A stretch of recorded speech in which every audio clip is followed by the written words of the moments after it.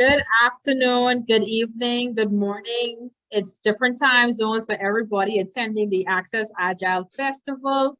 My name is Andrea Pratt-Smith, and I am the Access Agile Festival ambassador for the beautiful country of the Bahamas. This is our third and last session for today, and we are pleased to have Dr. Rochelle Haynes with us. Before I introduce our speaker, there is one bit of housekeeping that I am required to carry out as the ambassador, and that's to let you know that the Access Agile Festival has a strict zero tolerance policy against any type of harassment. So if you are aware of any harassment or you're being harassed yourself, please notify myself or any of the other ambassadors or organizers. And we also have a website that you can report any incidents of harassment. With that being said, let me go ahead and introduce our speaker for this event.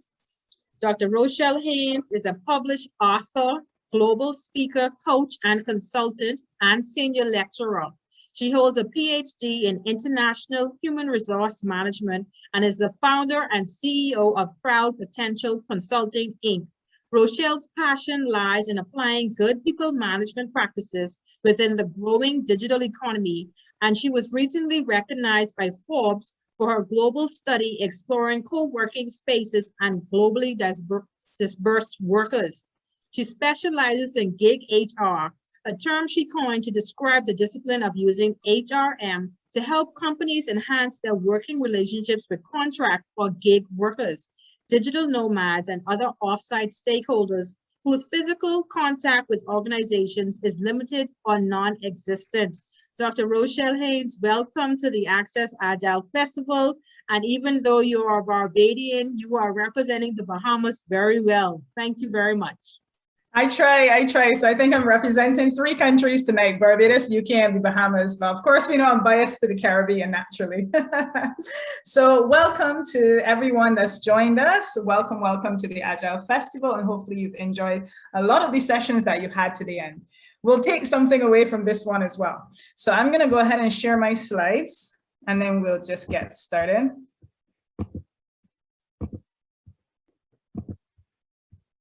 Let me just put that on slideshow, and we are good to go. Get that little speaker box out of the way. Yes. All right. Let me just change the view here. So that's a little better. Okay, perfect. All right, so what I'm sharing today with you is a framework that I came up with as a result of the global study that Andrea mentioned.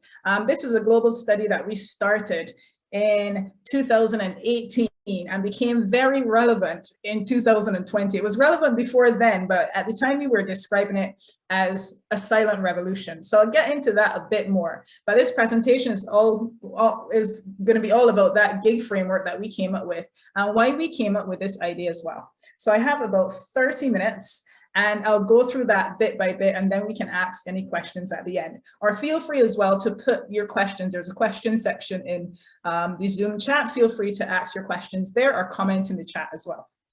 All right, so welcome again. And what we're going to be targeting here is just identifying some of the key trends to see why we even needed this framework in the first place, and look at some of the challenges that Agile talent, which some of yourself might be as well, may experience. And when I use Agile here, I'm using it in a very loose way. I know when we hear Agile, we think Agile methodologies and so forth. But when I use Agile here, I'm referring to atypical staff who are workers who are location independent, workers who are on part-time contracts, workers who are independent, or might even be full-time, but they just don't work in the same physical location as the company, or maybe that's on an off and on basis. So we're going to look at some of the challenges that are faced by Agile talent, again loosely, and looking at how we can help HR and how we can help management effectively engage a workforce that is becoming more mixed. And it's kind of changing more and more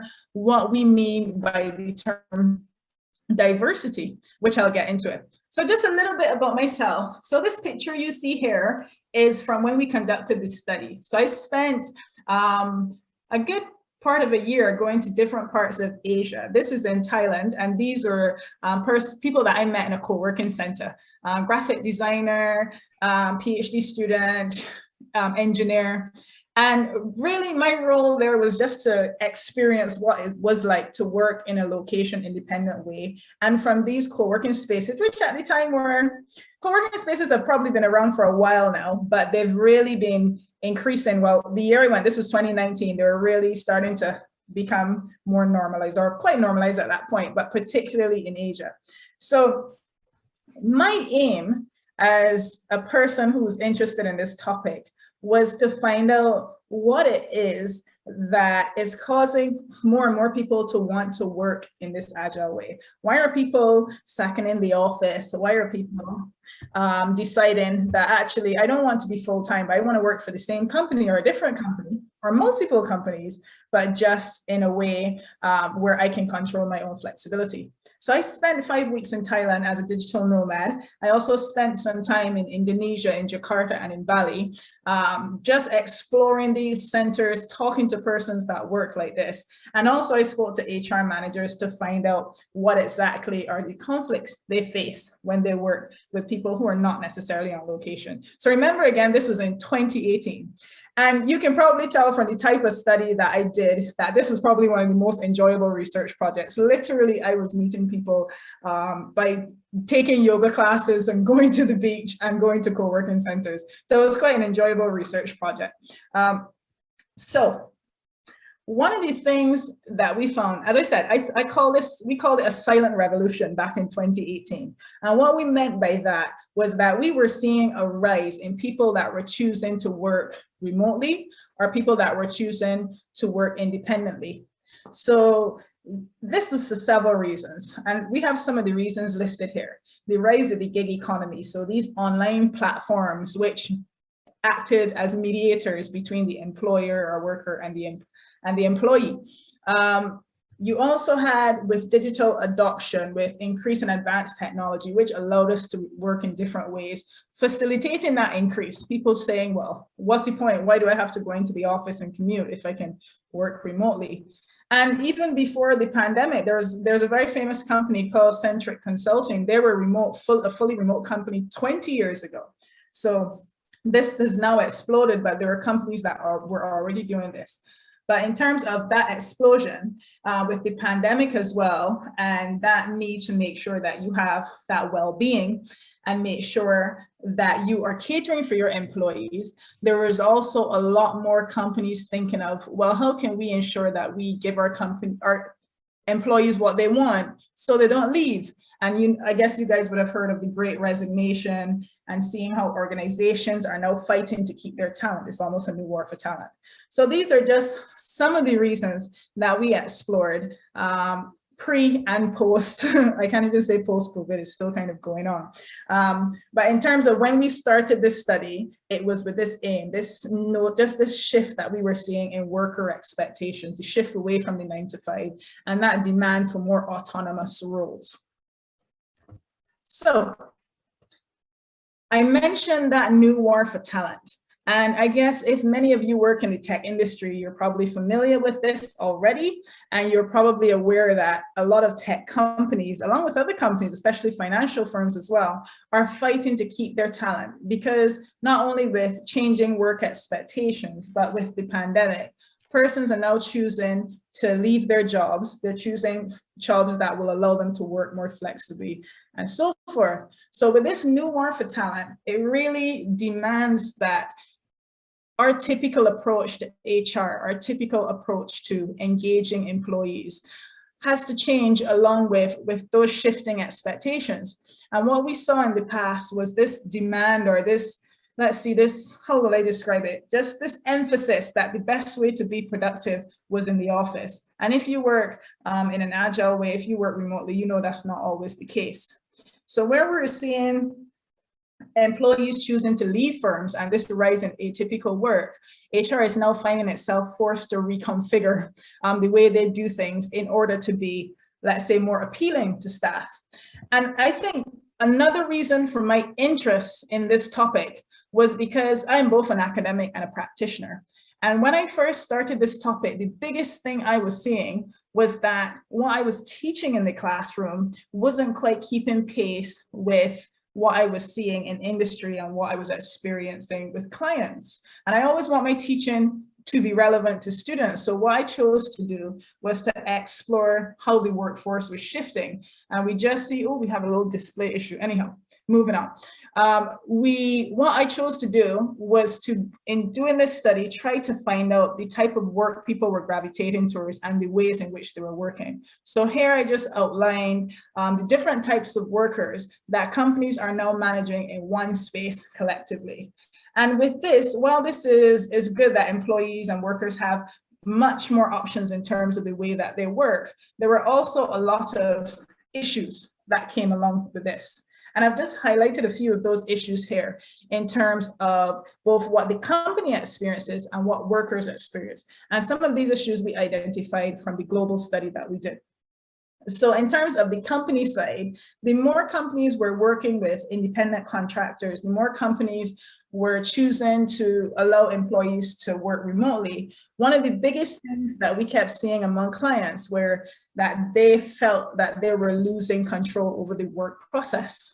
And with that, because of that, what we were finding was that they were choosing to micromanage more. And this, of course, if you are shifting from, let's say, a full-time role or a role where you don't have much control over your job to an independent role, and a client is trying to micromanage you, that, of course, will cause some conflict. We also had clients concerned about visibility, about poor hiring, which is still very much a concern, and incomplete work. Also, information sharing is still a big concern for a lot of clients. And also the increased cost of contingent work. As again, as we said, that new war for talent is taking a change, but it's definitely back. But on the worker side, and it's quite interesting because we highlight both the company and the workers' woes. But what we were seeing from speaking to workers was that the companies, let's say, poor management, or let's say lack of knowledge about how to manage employees in a space where you have such a mix of workers on different types of contracts. What we were finding was that because companies were not effectively managing those who were remote or independent, it was affecting the work produced by these independent individuals or these remote persons who were then suffering the consequences. So for example, one of these studies that the study that we did, and among other studies as well, which confirmed our results, kept showing that clients typically have higher work expectations for persons who work remotely or persons who work independently. But in addition to having higher expectations, or I would say paradox to that, is that they provided very little support for Agile talent. Half of the time they hired Agile talent for roles that they actually didn't want. So one of the things our study showed, for example, was that constantly someone, let's say you want a marketing manager, you're trying to hire a person to manage your marketing. However, when that person gets into the role, although they've been hired as a social media marketing manager, when they get into the role, what they realized was that the client actually wanted an admin assistant or a virtual assistant. So this lack of clear roles, the high expectations, little support and training around what the company wants, but also little communication. So some clients, for example, couldn't get through to the people that they needed to do in order to complete the job.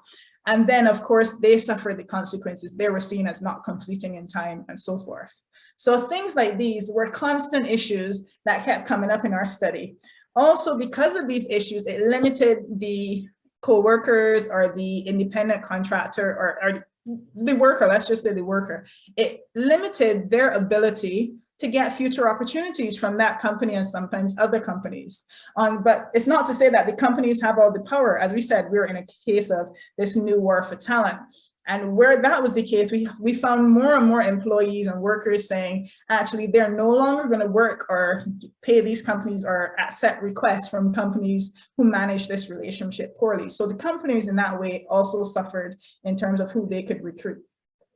Also, something I wasn't looking for, but I found, was that discrimination was also an issue in the online space. So we had a lot of women, especially, and a lot of ethnic minorities saying that they felt that they were judged in the online space differently and not always for the quality of their work. And that showed particularly where, let's say, a particular online worker, they might have gone from a more local field of working to a more international field. So these were issues that we really wanted to address.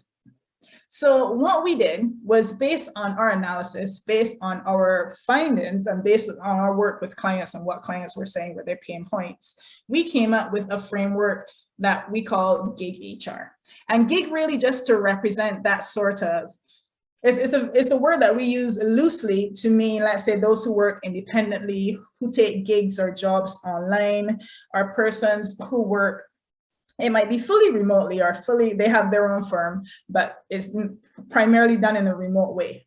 And what we sought to do with the GigHR framework was to redefine the relationship that companies have with persons that they work with in this kind of setting. Because it's not just an issue of they're not effectively managing, let's say, their independent workers.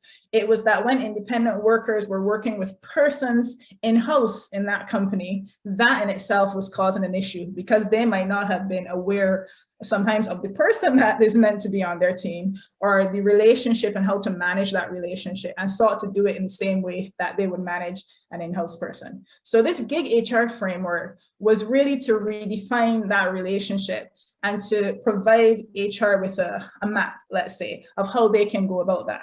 And I have here rules, tools, skills, and thrills, because this is the four main components, or the four main rooms in our GigHR framework. So what you see here on the screen is the framework that we came up with. And we chose to, when I say we, I'm speaking about myself and my business partner, Jeremy Blame. What we chose to do was to represent this framework as a house. And we did that very deliberately, because we wanted to show that the workplace, or we wanted to convey this idea that work should create a safe space for employees. So this was very deliberate. And we started our GigHR framework on a foundation of gig culture, which is really thinking about your vision and values and how that is communicated to those persons that you're seeking to hire and how they're included in the organization. And then we have our roof of well-being, just again to indicate that idea of safety. Now, the four main components of this room, of this house, are the rules, the tools, the skills, and the thrills. I dare you to say it 5 times fast at the speed of lightning. Let me know how that goes. And on either side of the house, what we have here is what companies suffer when they don't manage the relationship right. So the gig shade. And on this side, gig shine, what happens when companies get it right. Now, I kind of did a whistle tour through that, because now I'm going to go into the rooms separately. But you can see some of the issues here in terms of stagnation of growth, biases and micromanagement, lack of flexibility, a blame culture, not being very inclusive. And where the business gets it right, a growth mindset, proper representation and feelings of belonging, empowerment of employees, and so forth. So I'm going to skip now to our rooms. And I'm watching time, Andrea, I ask you to prompt me if I do step over the time. But in terms of our gig rules, what we have here are basically, if it is that you want to manage a relationship where you have several workers on different contracts, then you have to ensure that you have set up your organization in a way that allows that. I had one of the companies I interviewed was a company called Insprint, and they were brilliant because they chose, rather than to have employees called, let's say in the US, you call independent contractors 1099s. And then you have your full-time employees and you have your part-time employees. The first thing they did was got rid of those different titles, and they created one title of unconsultants where everyone was represented and recognized within the firm. So the first thing that we wanted to indicate in the gig rules was making sure that companies could be set up to actually hire gig workers and have the correct protocols in place. And that begins by, first of all, thinking of your future work strategy and where, let's say, independent talent and full-time talent may have to work together in the future, or when you might need independent and full-time talent for specific jobs. And in creating that future work strategy, that would also be indicated through the protocols that are created that allows persons to work independently. And that can be a mixture of things, from creating contracts that allow for the flexibility, also creating mechanisms for where employees want to switch from, let's say, a full-time role to an independent role, making sure those sort of protocols are in place. And one of the things that makes that particularly valuable is that a lot of retirees want to continue working with the firms. And we've seen cases where clients don't have, let's say, mechanisms in place that allow them to do that. So they go and contract or consult for other firms. Also, in terms of managing the work experience and making sure that everyone feels adequately recognized within the workspace and creating a work habitat that facilitates independent and remote work. So for example, one of the things that we've recommended is providing discounts on memberships to co-working centers, or creating a hot desking system, or making sure that your induction process is actually suited for everyone. So I'm going to skip through that again because I'm watching the time. And then your gig tools, this room really just speaks to making sure that you have the tech and touch ecosystem in place that allows people to work in this way, whether that is through the communication platforms that you provide, the task platforms that allow also for engagement, but also what protocols do you have in place to monitor and measure the experience of gig workers, but also the experience of those who work with gig workers in your company. So it's really talking about having those systems in place that allow you to not just monitor, but empower your employees to work in more flexible ways. But on top of that, you also see here as well, making sure you have those safety precautions in place, because as we said, companies are very concerned in terms of security. I'm just going to tad faster because of the time. We're going to put it in anyway. In terms of the gig skills, what we were talking about here, what we created here was a learning and development roadmap to just give HR staff and management an idea of how their employers or how their staff, how their leadership may need to be retrained in order to facilitate gig work, not just for those who are working with let's say independent or remote individuals, but those who are managing them or those who might want to become gig workers. So it speaks of not only concentrating on the digital, but having a mixture of the digital and the human skill set. And one of the things that we've seen constantly, especially working with clients who were trying to, let's say, prompted by the pandemic to work more remotely and to digitally transform, one of the things that we saw was a lot of clients failed in that digital transformation process because they focused solely on the technical skills, like the toolkits, the platform, the literacy, without thinking about what is needed to adjust to this process. So that's why we combine this digital and human skills to come up with what we describe as phygital skills. And then finally, the gig thrill. Of our biggest findings were that a lot of gig workers or independent contractors or remote workers felt very unrecognized. They felt very invisible. And often that was because they weren't recognized within the company for their work. They weren't connected to persons within the companies. So the thrills really speaks about what you can put in place to make your entire staff feel recognized, whether or not that is online and offline networking events. We spoke about that very precise induction system. And one of the best practices we've seen companies who get this right do is perhaps send in welcome packs to their gig staff who might be in different locations, making sure that they have a voice and they understand who they can go to when they need help within the organization, and providing also opportunities for training. A lot of gigsters, I say, again, I use that very loosely, have said that they'd be interested in training, in company training and so forth. So whether that's in-house or offering discounts in online training, whatever the process, the idea here is to provide a way to integrate gig and independent staff with your full-time and in-house team, so everyone feels like their work is valued. What happened a lot of the time, and what we found, was that gig workers produced some really expert work and other in-house employees were given the credit for it. So in many cases, the workers chose never to work with that company again.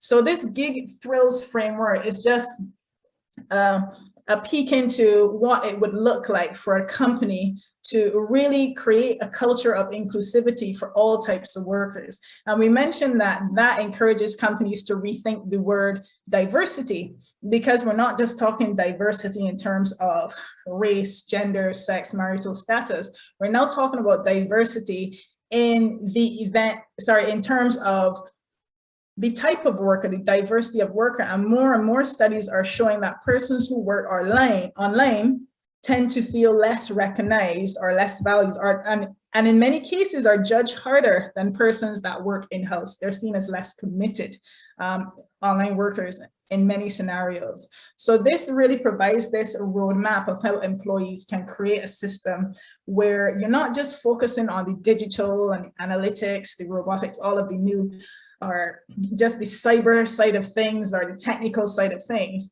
but you want to also focus on providing those human elements that make that relationship feel more engaging, make employees feel more motivated.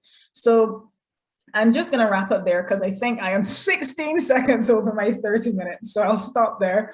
But if you have any questions, if you have any feelings about what I've said in terms of the gig framework and whether or not you think it would work for your company or otherwise, or if it's practical, please feel free to share. So I'll stop there for now. And Andrea, I pass back to you. Thank you, Rochelle. I just took a bite of an apple, so I'm just trying to get something in for the day. It's been a long day, and these events have had me so pumped. You know, I didn't even realize that the time was going by so quickly, just jumping from one event to the next. Yeah. So do we have any questions from our audience? Does anyone have a question? Feel free to come off mute and let's have a conversation. Rochelle presented very quickly, but I hope that you caught that information. I was so worried about going over the time. No, don't worry about the time. I think we have an hour.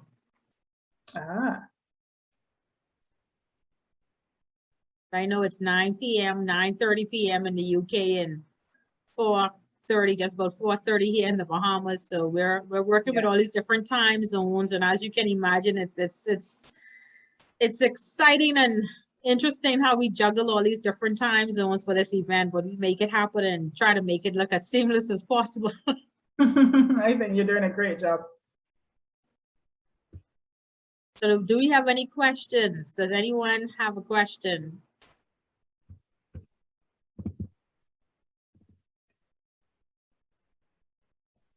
Sure, I have a question. Did you find in any of your research that this does not wed well with particular industries or particular roles within an organization? Yeah, we have found, and that's one of the things that we work with clients to do to adapt it to the sectors. So we do find that certain industries experience challenges. So for example, when we work with clients from the insurance industry, they said in terms of some of their hiring practices, and this was in Asian markets particularly, they were saying in terms of their hiring practices and tax systems and so forth, that the protocols is often, or what we describe as the gig rules, is the biggest challenge. So what we often find with the gig framework is depending on the client, depending on the company, there might be an emphasis more on a specific room in the gig framework than, let's say, the other rooms. And in many cases, with some firms, we found that the emphasis is more on helping them identify what protocols they need to set up to effectively hire gig workers, but also to get them incorporated into their teams. Or we've had cases, for example, where full-time employees wanted to work remotely from another country, and persons have had concerns around taxes and what that relationship might look like. So yeah, there are challenges depending on the industry that you're in.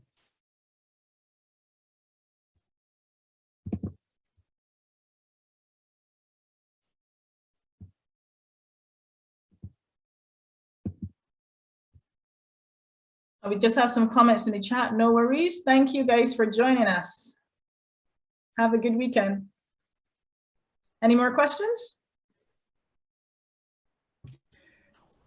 How have you confronted the, I guess, the pushback of implementing this type of mindset to what people are traditionally doing? Is it easy to address this? Is it what tactics have you used in order to really get that engagement and make sure that this is a successful endeavor, not only for you as selling this, but as for them to implement it? Yeah, a very good question. We definitely had some pushback, and often it's pushback from management that would say, well, this isn't very practical. And what we've done is to show examples, walk them through examples of where it has worked, or we start on a very small scale. We would say, okay, well, let's start with first creating this new protocol, for example. Let's see how this might work in your company, and let's get some feedback for your employees, and so forth. And once they see that employees are responding positively to it, and they see that it can actually work and the protocol goes smoothly, then they're willing and more open to try other elements of it. So we have some people that react very positively to it, and then others that think, okay, well, this won't work. But once we can show them that it can work, or once we can also indicate what will happen if it's not done, or what's currently happening in their company, then they're more open to it. So for example, we had a client where we had to walk them through, in terms of their recruitment process and their induction and their turnover, how not managing the relationship effectively has actually resulted in higher turnover for them, and how it's actually resulted in the struggles that they were facing in recruiting certain employees. So once they were able to see that, then they were more willing to embrace the framework. Very interesting. Thank you. You're welcome. Do we have any more questions before we conclude this event?